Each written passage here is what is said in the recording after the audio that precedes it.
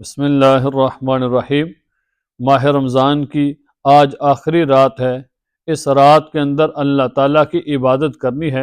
اس رات کے اندر اللہ تعالیٰ سے یہ دعا مانگیں کہ اللہ ہم نے جتنی بھی عبادات کی ہے، رمضان کے روزے رکھے ہیں، رمضان کے اندر قرآن پاک کی تلاوت کی ہے، رات کو قیام اللیل کیا، تراویح پڑھی، یا اللہ جتنی بھی عبادات کی ہے، اس ہماری عبادات کو قبول و منظور فرما۔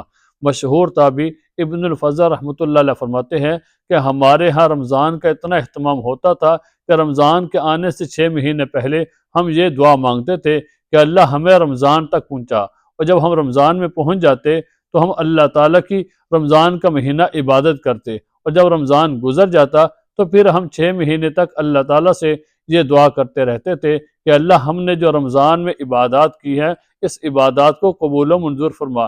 تو ہمیں بھی چاہیے کہ اللہ تعالیٰ سے دعا مانگیں کہ اللہ جو ہم نے رمضان میں عبادت کی ہے، اس عبادت کو قبول فرما، اور جو اس میں کمی کوتاہی ہوئی یا اللہ ہمیں معاف فرما، اور آئندہ کے لیے یا اللہ ہمیں زیادہ عبادت کرنے کی توفیق عطا فرما۔ تو ہمیں اللہ تعالیٰ سے اس رات کے اندر دعا مانگنی ہے کہ اللہ ہماری عبادات کو قبول و منظور فرما۔ یہ جو رمضان کی آخری رات ہے، یہ اللہ تعالیٰ سے انعام حاصل کرنے کی رات ہے۔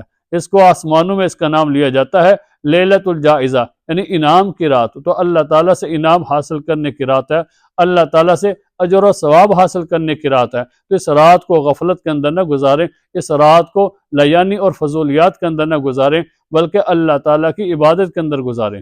رسول اللہ صلی اللہ علیہ وسلم نے ارشاد فرمایا، جو شخص عید الفطر اور عید الاضحیٰ کی دونوں راتوں میں جاگ کر اللہ تعالیٰ کی عبادت کرے گا تو اس شخص کا دل قیامت کے دن اس وقت زندہ ہوگا جس وقت دوسرے لوگوں کا دل مردہ ہو جائیں گے۔ تو کتنی فضیلت اس شخص کے لیے کہ جو بندہ عید الفطر اور عید الاضحیٰ کی رات میں جا کر اللہ تعالیٰ کی عبادت کرتا ہے تو اس کا دل قیامت کے دن زندہ ہوگا۔ جس دن دوسرے لوگوں کا دل مردہ ہو جائیں گے تو اندازہ کریں کہ دن کتنا سخت ہوگا، قیامت کا دن کتنا سخت ہوگا کہ اس کے اندر دوسرے لوگوں کو دل مردہ ہو جائیں گے۔ لیکن جو رات کو اللہ تعالیٰ کی عبادت کرتا ہے، عید الفطر کی رات میں یا عید الاضحیٰ کی رات میں، اللہ تعالیٰ اس کے دل کو زندہ رکھیں گے۔ تو ہمیں چاہیے کہ اللہ تعالیٰ کی زیادہ سے زیادہ عبادت کریں اور اللہ تعالیٰ سے اپنے گناہوں کی معافی مانگیں، اور اس رات کو اللہ تعالیٰ سے یہ دعا مانگیں۔ اور یہ رات قبولیت کی رات ہے، اس رات کو دعا قبول ہوتی ہے۔ تو ہمیں اللہ تعالیٰ سے زیادہ دعا مانگنی ہے کہ یا اللہ جو ہم نے عبادات کی ہیں، ان عبادات کو قبول فرما، جو ہم نے دعائیں مانگی ہیں یا اللہ ہماری ان دعاؤں کو قبول فرما۔ حضرت ابن عمر رضی اللہ تعالیٰ عنہ فرماتے ہیں کہ 5 راتیں ایسی ہیں کہ ان کے اندر جو بھی دعا مانگی جائے اللہ تعالیٰ اس دعا کو قبول و منظور فرماتے ہیں اور کبھی رد نہیں فرماتے۔ ارشاد فرماتے ہیں کہ پہلی رات شب جمعہ کی رات ہے، یعنی جمعے کی رات کو جو دعا مانگی جاتی ہے اللہ تعالیٰ اس دعا کو قبول و منظور فرماتے ہیں اور کبھی رد نہیں کرتے۔ دوسری رات رجب کے مہینے کی پہلی رات ہے، اس رات کو جو بھی اللہ تعالیٰ سے دعا مانگی جاتی ہے اللہ تعالیٰ اس دعا کو قبول و منظور فرماتے ہیں اور کبھی رد نہیں کرتے۔ فرمایا تیسری رات 15 شعبان کی رات ہے، یعنی نصف شعبان کی رات ہے، اس رات کو جو اللہ تعالیٰ سے دعا مانگی جاتی ہے اللہ تعالیٰ اس دعا کو بھی قبول و منظور فرماتے ہیں اور کبھی رد نہیں کرتے۔ پھر ارشاد فرمایا کہ جو عید الفطر اور عید الاضحیٰ کی جو راتیں ہیں، ان راتوں کے اندر جو اللہ تعالیٰ سے دعا مانگی جاتی ہے تو اللہ تعالیٰ ان دعاؤں کو قبول و منظور فرماتے ہیں۔ تو آج رمضان کی آخری رات ہے اور عید الفطر کی رات ہے، اس رات کو ہمیں اللہ تعالیٰ سے دعا مانگنی ہے کہ اللہ ہماری جو بھی ہم نے عبادات کی ہیں ان عبادات کو قبول و منظور فرما، اور جو ہماری ضروریات ہیں اپنی اس دعا کے اندر اللہ تعالیٰ سے اپنی ضروریات مانگیں۔ رسول اللہ صلی اللہ علیہ وسلم نے فرمایا جب اللہ تعالیٰ سے سوال نہیں کیا جاتا تو پھر اللہ تعالیٰ غصہ کرتے ہیں۔ تو ہمیں چاہیے کہ اللہ تعالیٰ سے دعا مانگیں، اللہ تعالیٰ سے اپنی رحمت کے لیے سوال کریں۔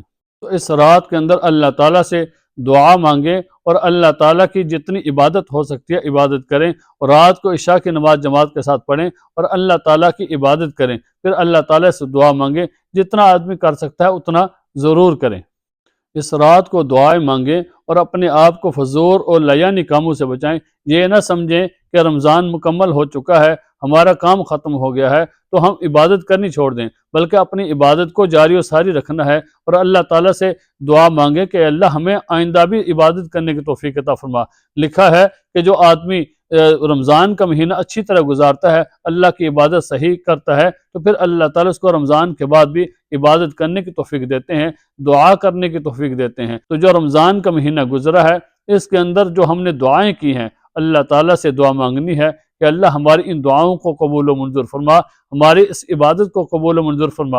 حضرت عبداللہ بن مسعود رضی اللہ تعالیٰ عنہ ارشاد فرماتے ہیں کہ اگر میری 2 رکعت نفل نماز قبول ہو جائے، یہ میرے لیے بہتر ہے کہ جو کچھ زمین و آسمان کے درمیان ہے مجھے وہ سب کچھ مل جائے، یعنی میری 2 رکعت نماز قبول ہو جائے، یہ میرے لیے سب سے زیادہ بہتر ہے۔ تو ہمیں اللہ تعالیٰ سے دعا مانگنی ہے کہ اللہ ہم نے جو بھی عبادات کی ہیں ان عبادات کو قبول و منظور فرما۔ تو یہ رات قبولیت دعا کی رات ہے، اللہ تعالیٰ کے ہاں دعائیں قبول ہوتی ہیں اس رات کے اندر، تو ہمیں اللہ تعالیٰ سے دعائیں مانگنی ہے اور اللہ تعالیٰ کی عبادت کرنی ہے۔